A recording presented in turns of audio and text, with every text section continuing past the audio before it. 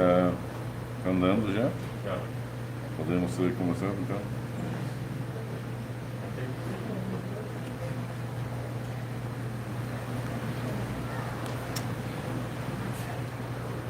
Boa noite, irmãos e irmãs. Sejam todos bem-vindos hoje à noite neste culto.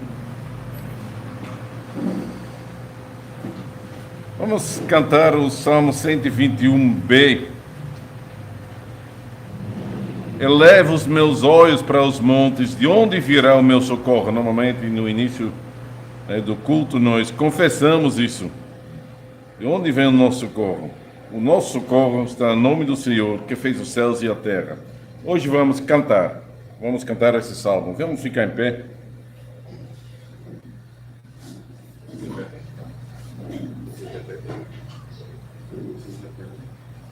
Repete? Sim.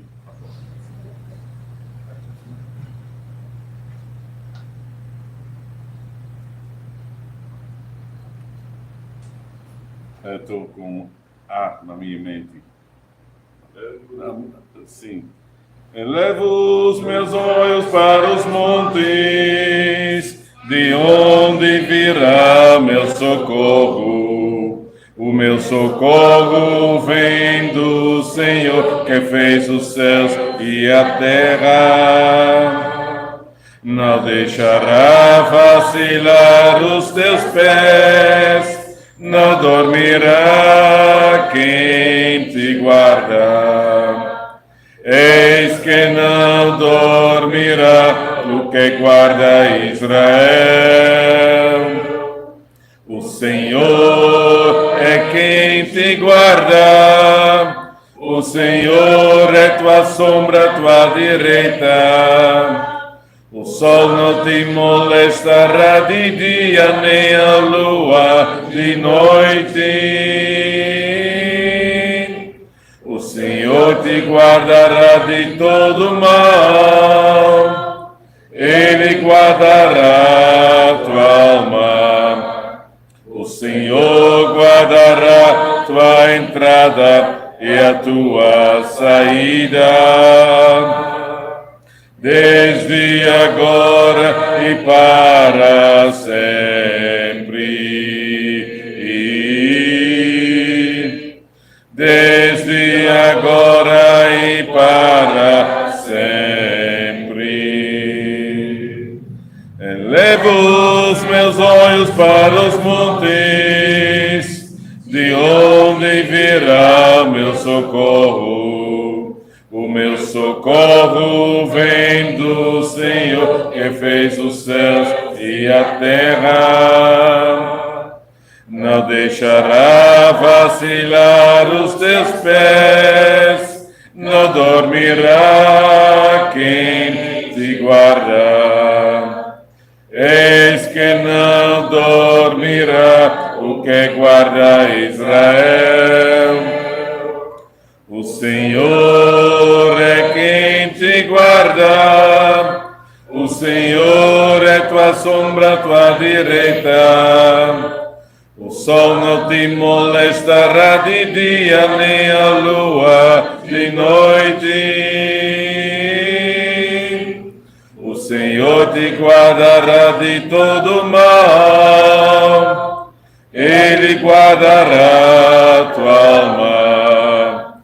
O Senhor guardará tua entrada e a tua saída, desde agora e para sempre. Desde agora e para sempre. Vamos orar. Pedir uma bênção sobre o nosso culto. Senhor nosso Deus, Pai soberano, Pai poderoso, Pai santo. Tu és santo, santo, santo, como diz a tua palavra. Como cantam os anjos diante do seu trono. Tu és santo, tu queres que nós somos santos. Por causa disso, tu nos deste os teus mandamentos para santificar a nossa vida, Senhor. E tu mandas pregar a tua palavra e também com o objetivo que nós vamos transformar as nossas vidas para seguir a tua vontade, para cumprir a tua vontade. Senhor nosso Deus, então, dá tua bênção sobre o nosso culto hoje à noite. Abre o nosso coração, abre os nossos ouvidos, para que nós recebamos a tua palavra, a tua mensagem com amor e vamos aplicar o ensino de Cristo Jesus em nossas vidas. Senhor, perdoe-nos nossos pecados, porque muitas vezes nós falhamos em cumprir a tua vontade. E essa é a nossa fraqueza, Senhor. Nós confessamos isso humildemente perante ti, Senhor. É nossa fraqueza, nós somos miseráveis, pecadores, e por causa disso é tão bom chegar aqui e receber a tua graça e encontrar a tua misericórdia para com as nossas vidas. Senhor, nós pedimos também a tua misericórdia para muitas pessoas que neste momento estão sofrendo. O Salmo 121 fala sobre o perigo do sol, que realmente pode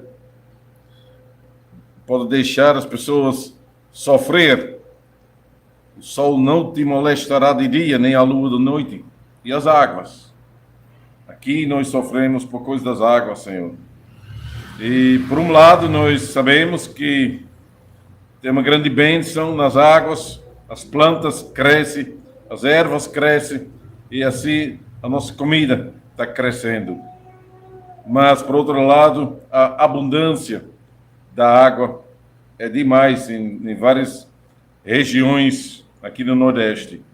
Senhor nosso Deus, nós pedimos realmente o teu socorro para as pessoas que estão sofrendo, que perderam quase tudo, casas, e que realmente neste momento depende do auxílio de parentes do governo. Então também da tua bênção sobre o trabalho do governo, dos estados, das prefeituras, para ajudar as pessoas que realmente perderam tudo. Senhor, e cuida de nós nesses dias, porque ainda nós vivemos numa época em que ainda mais a água vai cair. Senhor nosso Deus, que cada um seja alertado, porque tu estás conosco. Teu socorro está conosco. Tu cuidas das nossas vidas. E nós confessamos isso em tempo bom e também nos momentos ruins em nossas vidas. Tu tens um plano, tu tens um objetivo com tudo. E, Senhor, às vezes também na saúde e na doença, muitas coisas podem acontecer na nossa vida. E às vezes podemos ficar doentes porque tu queres que nós vamos realmente te procurar em nossas orações e nós vamos descobrir que a nossa vida depende de ti, Senhor. Senhor, ouve nossa oração e esteja no nosso meio com o teu Espírito Santo. Te oro em nome de Cristo Jesus. Amém. Amém. Em nome do Senhor, então, posso dizer graça, misericórdia e paz da parte de Deus, nosso Pai, e do nosso Senhor Jesus Cristo, a todos vós. Amém. Amém. Pode sentar.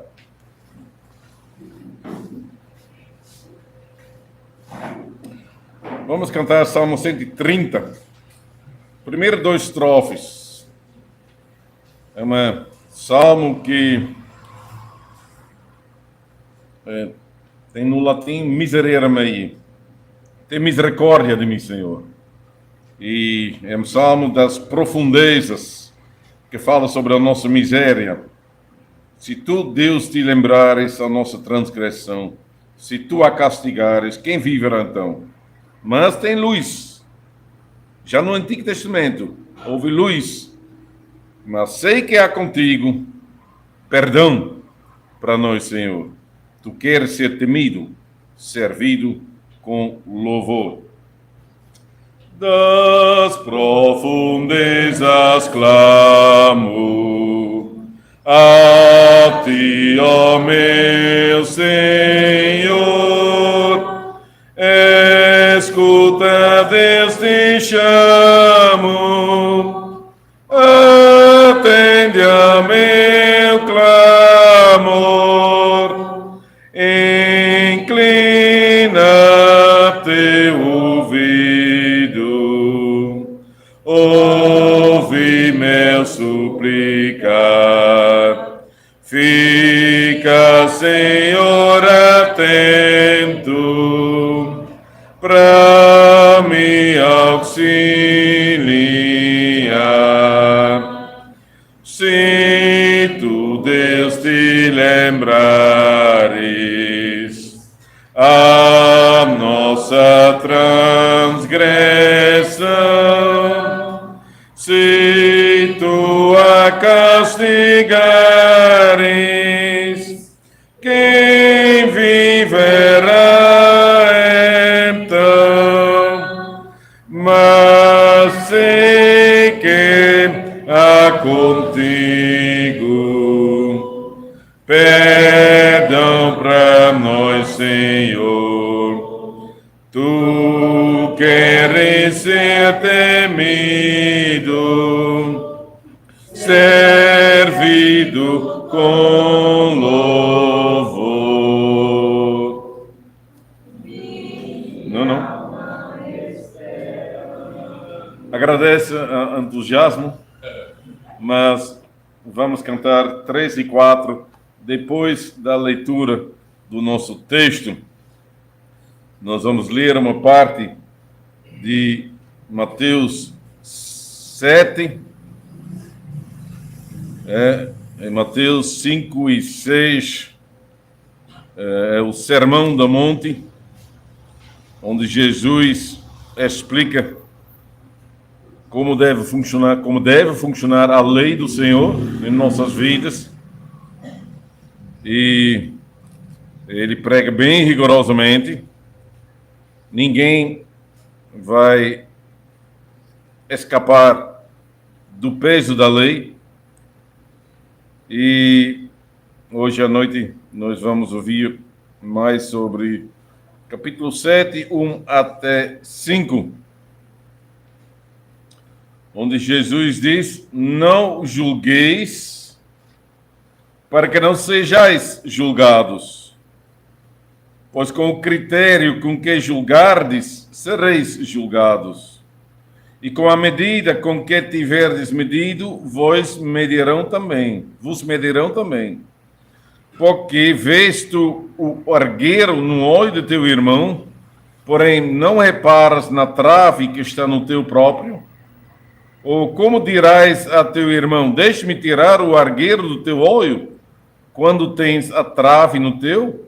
Hipócrita, tira primeiro a trave do teu olho, então verás claramente para tirar o argueiro do olho de teu irmão.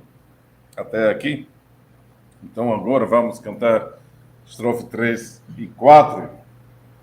Minha alma esperando, implora teu favor, não cesso aguardando graça de ti, Senhor, mais forte que anseia pelo amanhecer. Os guardas eu anseio pelo teu atender. Ó Israel, espera apenas no Senhor. Lembra que Ele era sempre teu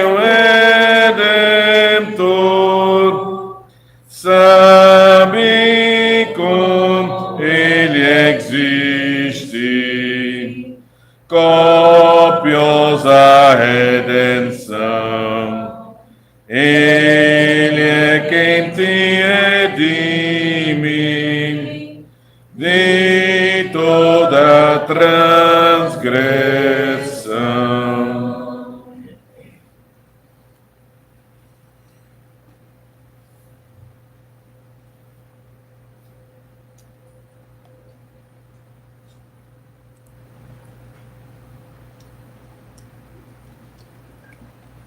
Queridos irmãos em Cristo Jesus, então o nosso texto que nós encontramos em Mateus 7, não julgueis para que não sejais julgados, de certa forma é popular.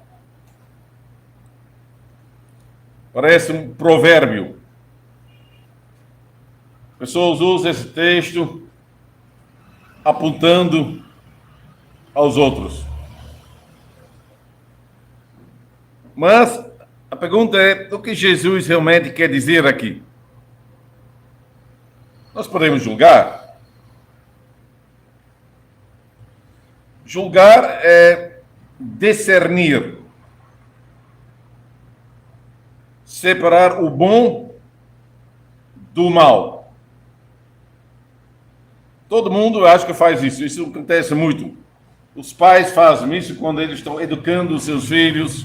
Os professores fazem isso na escola. O policial também faz isso na rua. E o juiz faz a mesma coisa no fórum.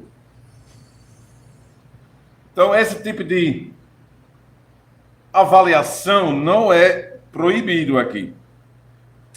Eu ia dizer, esse tipo de avaliação é necessário para educar os filhos. Eles devem saber o que é bom e o que é mal. Não é errado de avaliar as coisas e os homens, mas muitas vezes esta avaliação se torna superficial e já se transforma num julgamento, numa condenação. Presta atenção, quantas vezes nós não somente avaliamos ou julgamos os atos de uma pessoa, mas também logo condenamos aquela pessoa. Esse perigo é muito grande. A nossa orientação, isso é o mal que também está dentro de nós. A nossa orientação, a nossa observação se orienta quase magneticamente para o lado mal, o lado ruim de uma pessoa. Nós gostamos de falar dos erros dela, das falhas dela. E raramente uma pessoa fala do lado positivo do seu vizinho. Isso só acontece no cemitério, no meio dos mortos. Mas na vida, as pessoas gostam de falar, fofocar, julgar e condenar.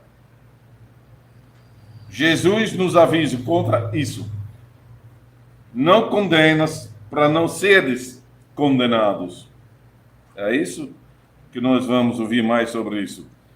Vamos prestar atenção ao julgamento do irmão, o julgamento de Deus e a oração dos condenados. Irmãos, pode se perguntar de onde vem esse desejo de julgar, de condenar? De onde vem o desejo de observar os erros dos outros? Há pessoas que gostam de ouvir que fulano fez um erro ou falhou. Às vezes dá uma alegria escondida numa pessoa quando está ouvindo que a sua vizinha caiu em pecado. Está vendo? Já não te disse? São dicas que realmente acontecem muito. Porém, de onde vem esse desejo? Será que realmente é a maldade que está dentro de nós? Pode ser. Mas não necessariamente e nem sempre. Certas pessoas têm esse sentimento de julgar, de condenar sem querer, pois vendo que uma pessoa está caindo, elas mesmas se sentem subindo. Na realidade não é assim, mas elas sentem isso assim. Elas se sentem melhor, não porque fulano caiu, mas porque o papel delas mesmo subiu. Pense no julgamento do fariseu, Lucas 18, a parábola de Jesus sobre o fariseu e o publicano. Eu acho que é muito conhecido.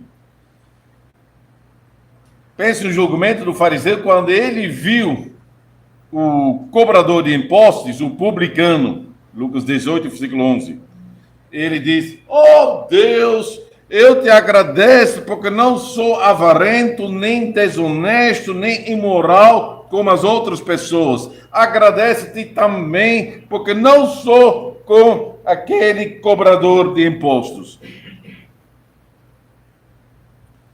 Este homem, esse fariseu, estava avaliando, julgando e condenando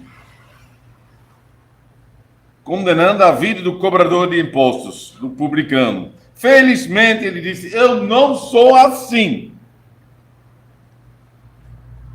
Isso é a maneira mais simples de se justificar.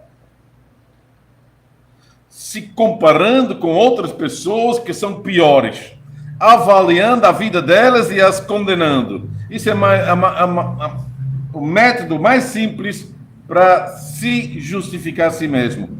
E regularmente eu acho que todos nós fazemos isso. Particularmente falando sobre os nossos vizinhos ou sobre os nossos irmãos na igreja, mas acontece também eclesiasticamente, comparando a nossa igreja com outras igrejas, avaliando os erros na vida daquelas igrejas, condenando-las, dizendo que tal igreja é falsa, aquela também. Tem que tomar cuidado com isso, para não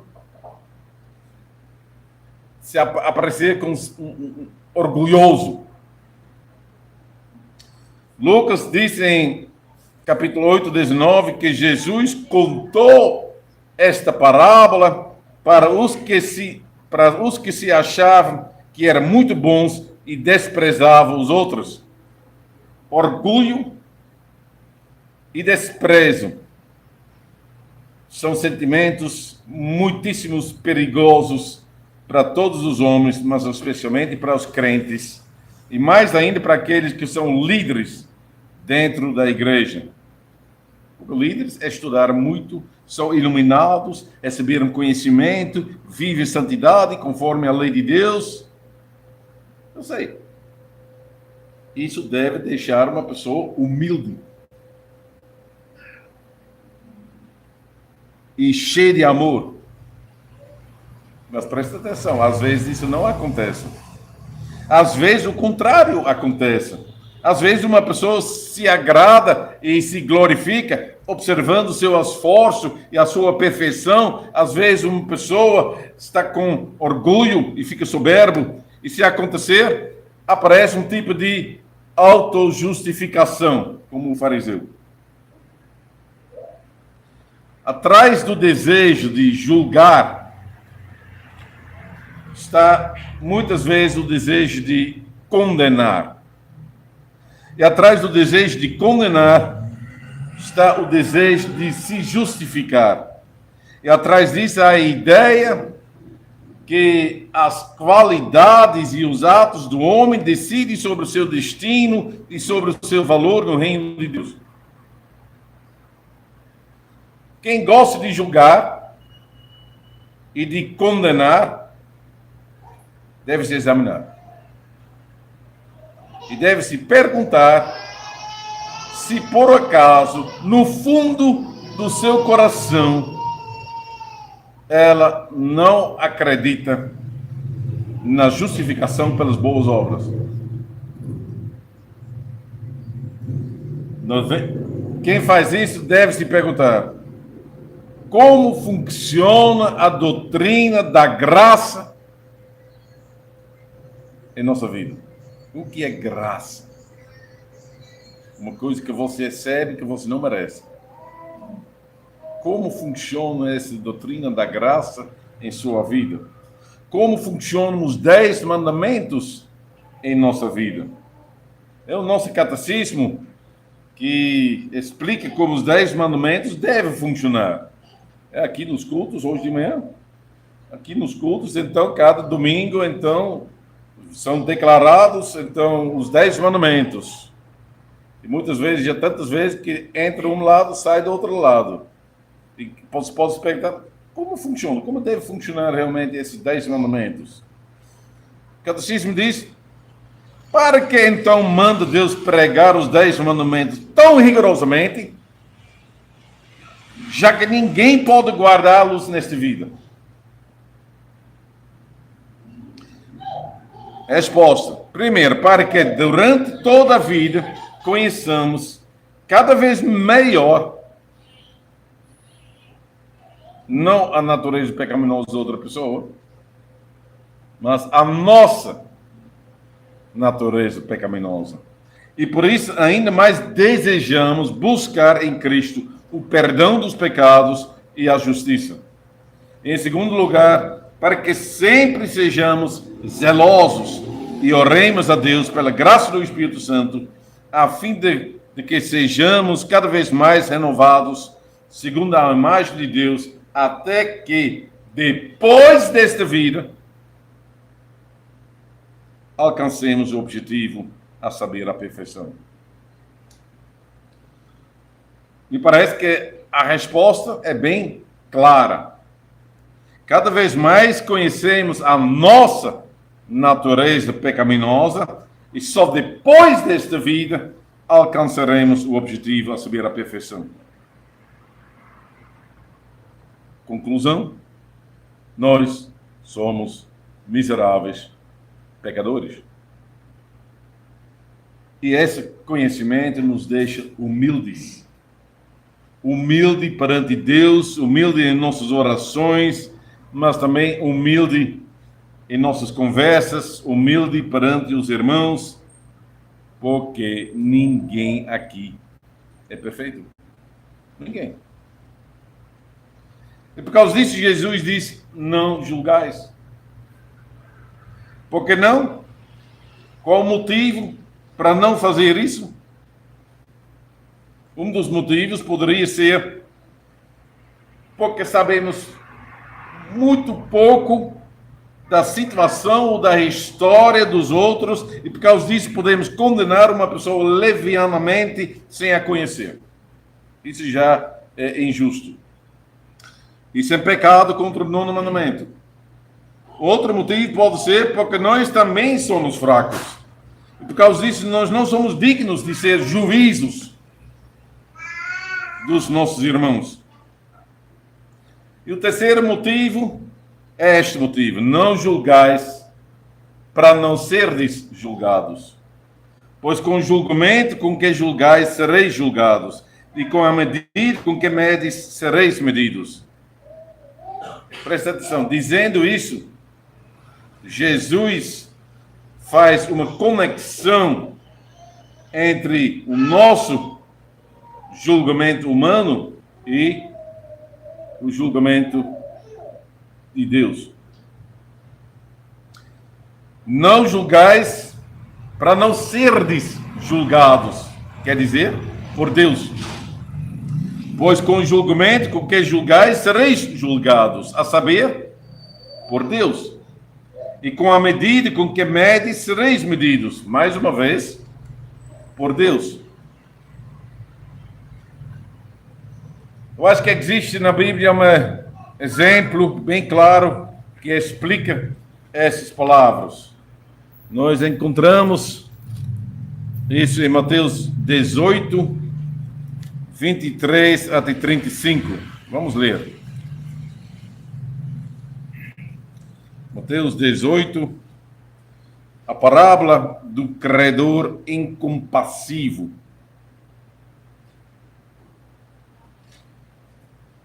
Jesus diz, por isso o reino dos céus...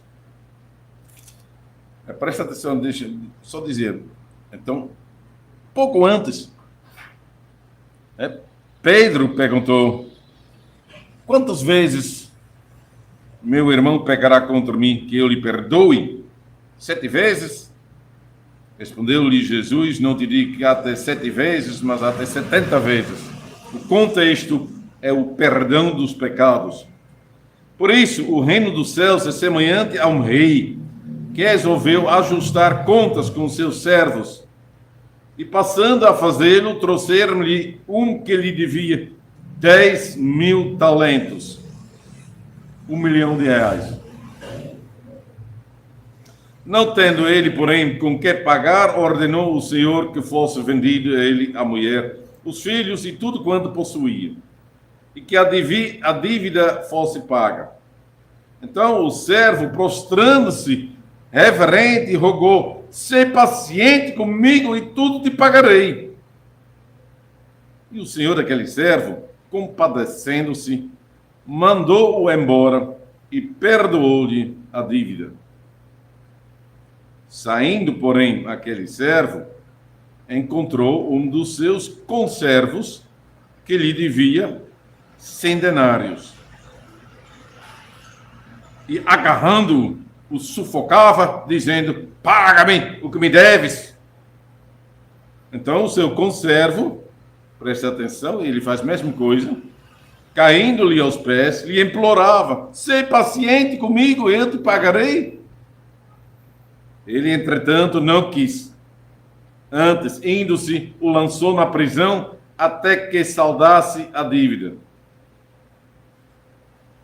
Vendo os seus companheiros o que se havia passado, entristeceram-se muito e foram relatar ao seu senhor tudo o que aconteceram. Então o seu senhor, chamando, lhe disse, servo malvado, perdoei-te aquela dívida toda, porque me suplicaste. Não devias tu, igualmente, compadecer-te do teu conservo, como também eu me compadeci de ti? E, indignando-se, o seu senhor o entregou aos verdugos até que lhe pagasse toda a dívida. Assim também, meu Pai Celeste vos fará, se do íntimo não perdoardes cada um a seu irmão.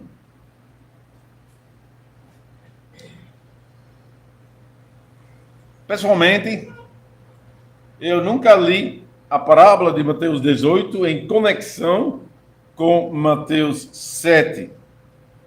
Mas fazendo isso, eu entendo melhor o que Jesus quer dizer aqui em Mateus 7.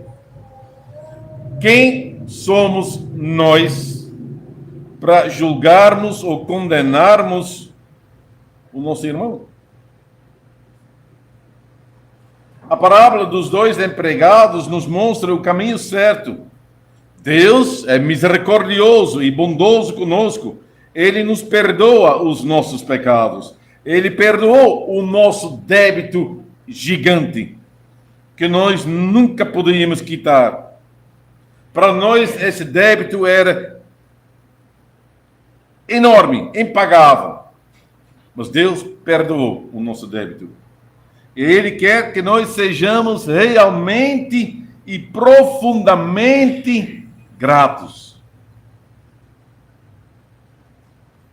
E realmente, irmãos, quem conhece seu pecado, quem conhece a sua fraqueza, quem sabe que não tem condições de pagar os seus débitos, ele ou ela fica grata e humilde. E esta gratidão deve se manifestar na nossa vida com Deus, também em nossa vida com o nosso próximo, no nosso convívio com os irmãos. Deus não quer ver méritos, mas ações de graça. São as mesmas coisas, parecem as mesmas coisas, mas é uma grande diferença. Há uma diferença entre os dois. Os méritos são as boas obras que uma pessoa faz sem amor. Só pensando em si mesmo como ele ou ela pode se justificar perante Deus. Mas as ações de graça, são as boas obras que uma pessoa faz com amor. Porque ele ama Deus e porque ela ama também o seu irmão.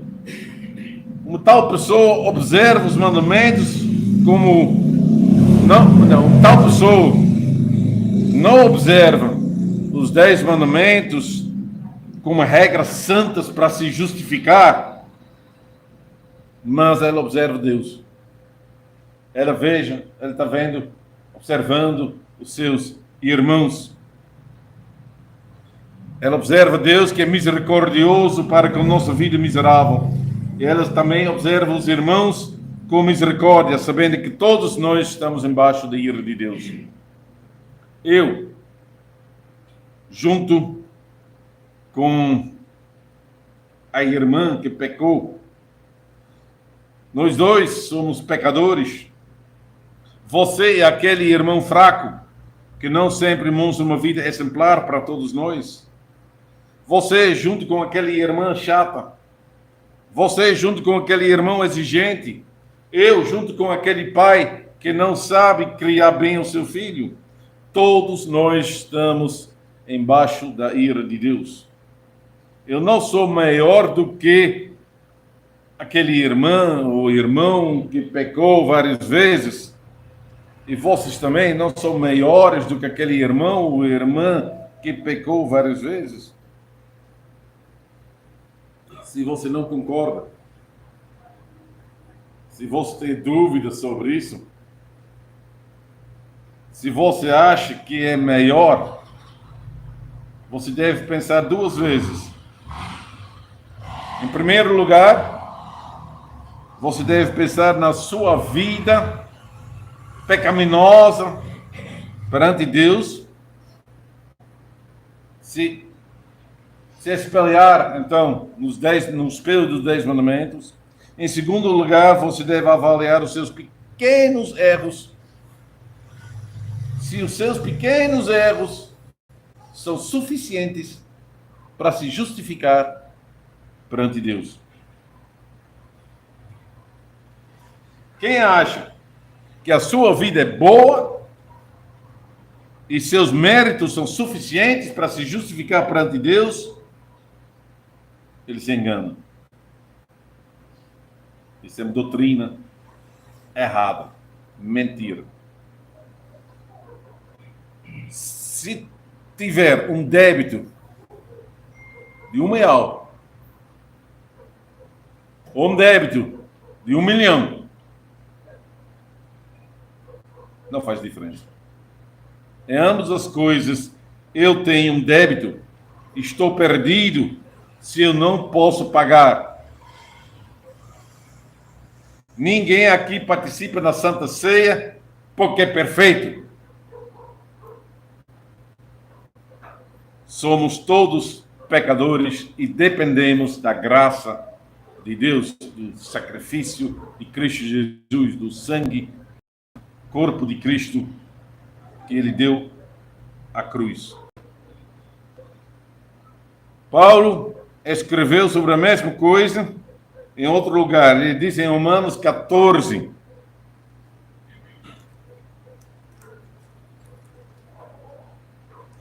Romanos 14.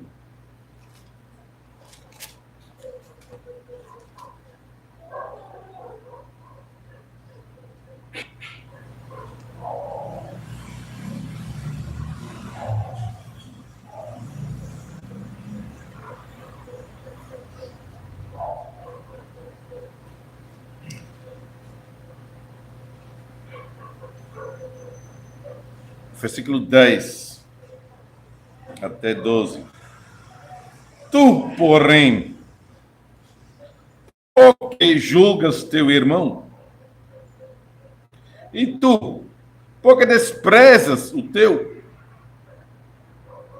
Pois todos compareceremos perante o tribunal de Deus. Como está escrito: por minha vida, diz o Senhor, diante de mim se dobrará todo joelho e toda língua dará louvores a Deus. Assim, pois, cada um de nós dará contas de si mesmo a Deus. A direção de Paulo é igual à de Jesus. Ele também diz que nós não podemos nem devemos julgar o irmão, pois todos nós compareceremos ao tribunal de Deus. Quem nos julga e condena é Deus mesmo. Um dia vamos comparecer ao tribunal de Deus. Já pensou nisso? E como será? Será naquele dia? Seremos julgados com o julgamento que nós tivemos aqui na terra? Conforme o julgamento rígido que tivemos? Ou conforme o julgamento misericordioso que tivemos? Naquele momento, com certeza, vamos nos lembrar as palavras de Jesus. Não julgais para não ser julgados, pois com o julgamento com que julgais sereis julgados, e com medida com que medes sereis medidos. Então, não julgais. Agora, posso me imaginar que uma pessoa vai dizer: pastor, isso é certo. Imagine o meu irmão que caiu em pecado. O que deve fazer? Fechar os meus olhos? O que a igreja deve fazer? A igreja, os oficiais da igreja, não devem visitá-lo? Não devem admoestá-lo? Até discipliná-lo? E se não se converte, condená-lo? Eu vou dizer sim e não. Os oficiais, sim, devem administrar a disciplina cristã. Cristo mesmo nos manda fazer isso. Quer dizer, a disciplina que Cristo nos ensinou. Cristo deu a autoridade a disciplinar. E já deixe-me logo dizer, a palavra disciplina aqui é muito forte, aqui no Brasil, português. Eu sempre prefiro falar sobre discipular. É outra coisa, mas é a mesma coisa, mas outra não. A disciplina serve para discipular. Está entendendo? Então, Cristo deu a autoridade de discipular, de disciplinar, mas é uma autoridade que vem de Cristo. A igreja em si não pode condenar ninguém. Quem condena uma pessoa é Deus. A igreja disciplina uma pessoa conforme a palavra de Deus. A igreja não pode disciplinar se um caso não é claro, se um caso não é investigado. E a igreja não pode nem deve disciplinar a respeito das coisas que devem ser toleradas. Mas o que a igreja deve fazer é orar. O processo de disciplina que existe dentro das nossas igrejas reformadas serve para isso. Haverá informações à congregação para que a igreja comece a orar para os irmãos ou as irmãs. Não julgar, mas orar. A Bíblia nos ensina isso. Jesus nos ensinou isso pelo seu sermão. Em Mateus 6, versículo 12, ele nos ensina a quinta petição. Perdoe nossas ofensas, como também nós perdoamos as pessoas que nos ofenderam. E depois disso, ele conclui em versículo 14, porque se vocês perdoarem as pessoas que ofenderam vocês, o Pai de vocês, que está no céu, também perdoará vocês. Mas se não perdoarem as pessoas, o Pai de vocês também não perdoará as ofensas de vocês. Não julgais para não serem julgados, pois com o julgamento com que julgais sereis julgados, e com a medida que medes, sereis medidos. É interessante que esses textos, também o nosso texto, está num contexto que fala sobre o perdão dos pecados. Também Mateus 18, eu já apontei essa pequena parte antes, fala sobre o perdão dos pecados. E o que Jesus quer nos ensinar é isso.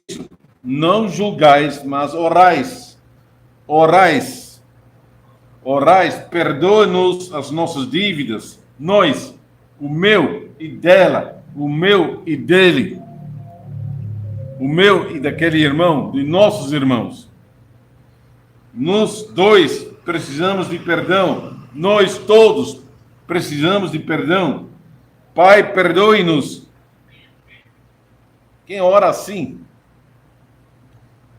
não vai se posicionar como juiz em frente de uma pessoa, diante de uma pessoa, mas vai se colocar ao lado de uma pessoa. Não vai condenar a vida da sua irmã, mas vai orar, vai ser advogado para seu irmão, o seu irmã, a sua irmã. Porque ele sabe que ele também é um pecador. Perdoe-nos as nossas dívidas. Lembre-se, todos nós estamos embaixo da ira de Deus. E recebemos a graça pela cruz. A graça de Cristo. Quando tem Santa Ceia aqui? Próximo domingo tem Santa Ceia, irmão. Pensa nisso. Próximo domingo tem Santa Ceia e você vai comemorar, você vai celebrar a remissão dos pecados que você recebe do sacrifício de Cristo Jesus. Deve ser um momento realmente inesquecível. Deve ser um momento que realmente impressiona a sua vida.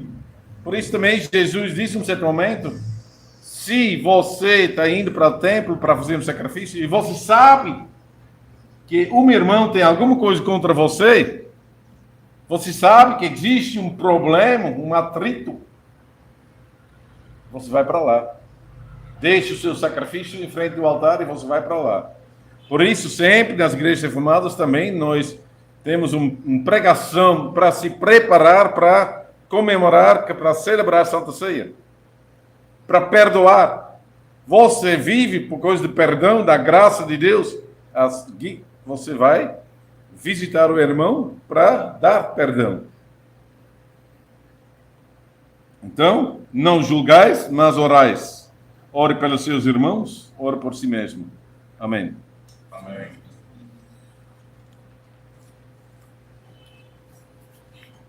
Vamos cantar aquele hino 59.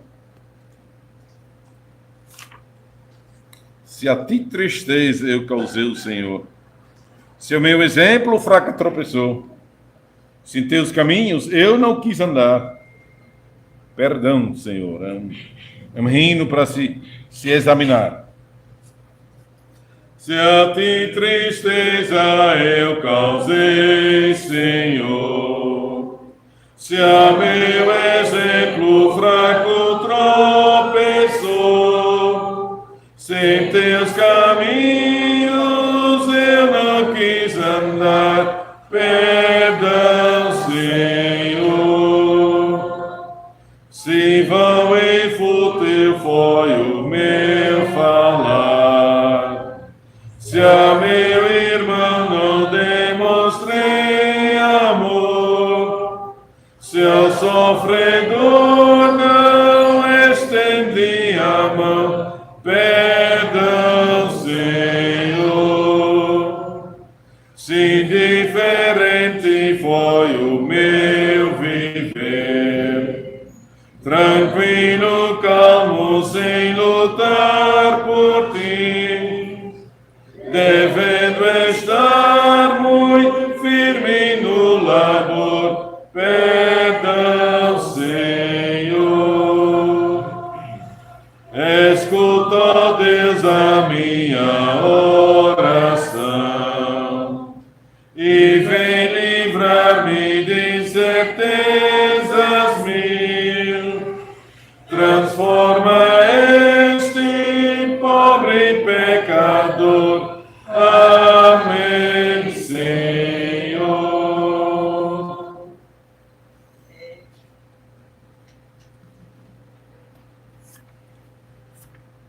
Vamos orar.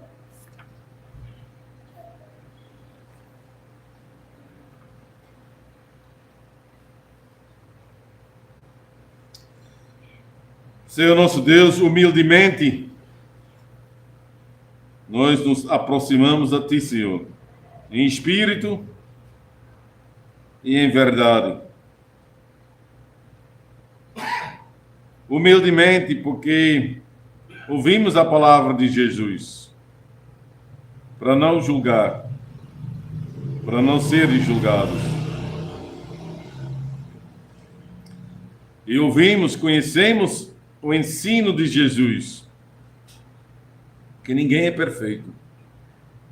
Todos nós precisamos do corpo e do sangue do nosso Senhor Jesus Cristo. Isso é o Evangelho, a boa mensagem que dá luz em nossas vidas. Nós vamos comemorar isso no domingo que vem, quando vamos ouvir a mensagem que vamos receber a remissão completa de todos os nossos pecados. Por isso Cristo deu o seu corpo, por isso Cristo derramou o seu sangue. E quando nós recebemos o pão e o vinho das mãos do pastor, a mensagem realmente se aplica em nossas vidas. Mas, Senhor, isso deve transformar as nossas vidas, nós sabemos isso. E essa graça, essa alegria deve realmente derramar do nosso coração e alegrar também os nossos irmãos. Isso não faço. Trabalhe com teu Espírito Santo para realmente encher o nosso coração com o amor de Cristo. Cristo mesmo disse que quem pertence a Ele, o último mandamento dele é amai uns aos outros. Isso ele disse aos seus discípulos. O apóstolo João escreveu isso também na sua carta. Que essa é a última vontade de Cristo, que nós amamos uns aos outros. Então, se nós sabemos que existem atritos, que existem dores, ou talvez nós observamos certas atitudes, mas não sabe o que está acontecendo. Como Cristo diz, vai, visita, fala, se humilha e peça perdão se for necessário. Senhor nosso Deus, só assim se cria uma comunhão dos santos. Uma comunhão que realmente dá luz nas trevas. Uma comunhão que mostra o brilho de Cristo nesta vida. Senhor, enche o nosso coração e que esse brilho de Cristo também está dentro de nós. Que nós vamos ser lanternas que espalham a luz de Cristo neste mundo. E que as pessoas que vivem perto de nós possam sentir isso. Senhor, como já disse, não eu faço. Então perdoe-nos nossas fraquezas, os nossos pecados e realmente fortalece-nos na fé e no amor e na vontade de seguir Jesus Cristo. Tudo isso, Senhor, te oro humildemente. Cuide de nós na semana que vem. Tem muitas coisas nas nossas agendas, coisas que devem ser feitas, mas nós não sabemos ainda o que pode atrapalhar a nossa vida. O que pode atrapalhar a nossa agenda, as coisas que nós planejamos. Tua palavra diz, o homem faz os seus planos, mas tu dás a resposta. Senhor nosso Deus, nós nos submetemos a Ti, a Tua vontade. Esteja conosco e dá tudo que nós precisamos para corpo e alma. Amém. Hino 53. Sonda-me, ó Deus, pois vês meu coração. Prova-me, ó Pai, te peço oração. De todo mal liberta-me, Senhor, até da transgressão que oculta for. E naquele momento, também, neste momento, temos oportunidade para as ofertas. Certo? Sonda-me, ó Deus, pois vês meu coração. Prova-me, ó Pai, te peço em oração.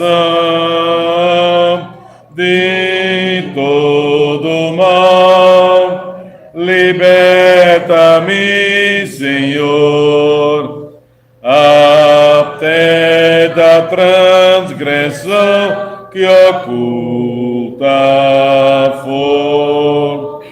Vem me lavar dos vis pecados meus, conforme prometeste, meu bom Deus. Faz-me arder e consumir de amor, pois quero te magnificar, Senhor. Todo meu ser não considero meu, quero gastá-lo no serviço teu. Minhas paixões tu podes dominar, pois tu, Senhor, vieste em mim morar. Lá do alto céu o avivamento vem, e que comecem me seguindo além. O teu poder, as bênçãos, teu favor, concede aos que são teus, ó Pai de amor. Vamos ficar em pé. Vamos terminar cantando o hino 61. Nada merece, eu só recebi, só pela graça me converti. Eu não me orgulho, eu sou pecador, sou salvo no sangue remidor. Nada mereço, eu só recebi, só pela graça eu me converti. Eu não me orgulho, sou pecador, sou salvo no sangue remidor.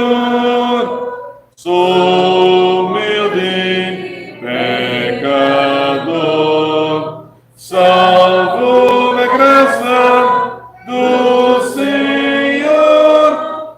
Cristo me salva e só pela graça sou salvo no sangue remidor.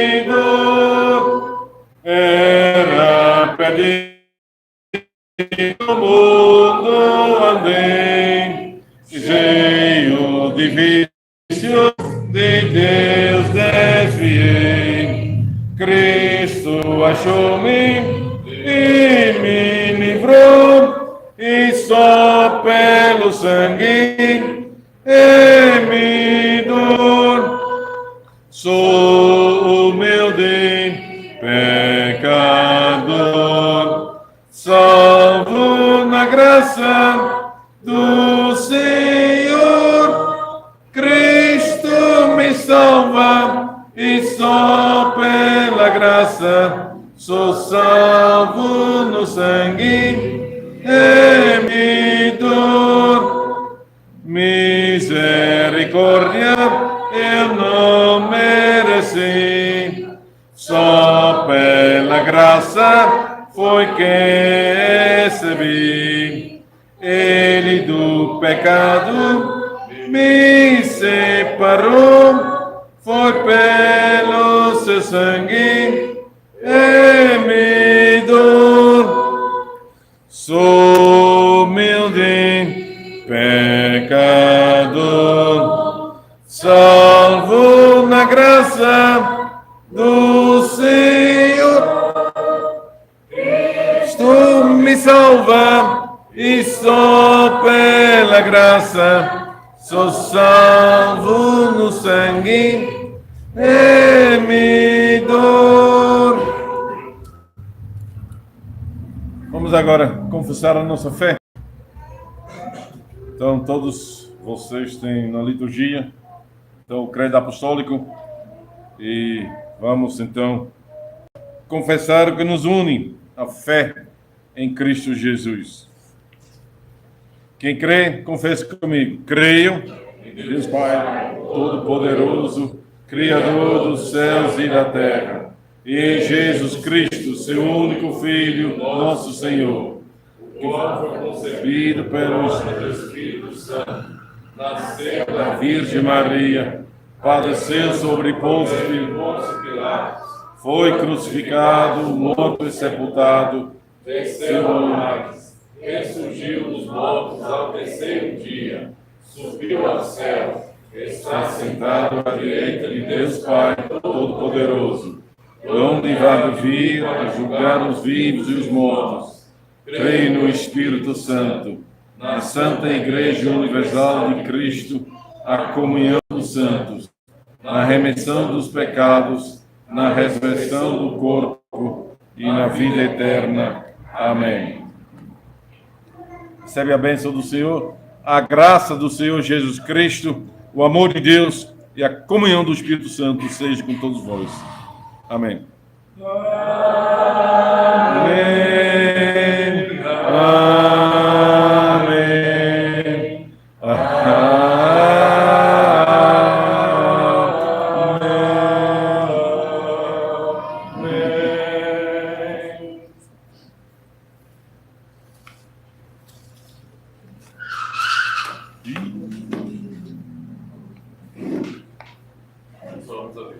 Oi? Ah, você tem avisos? Então tem alguns avisos.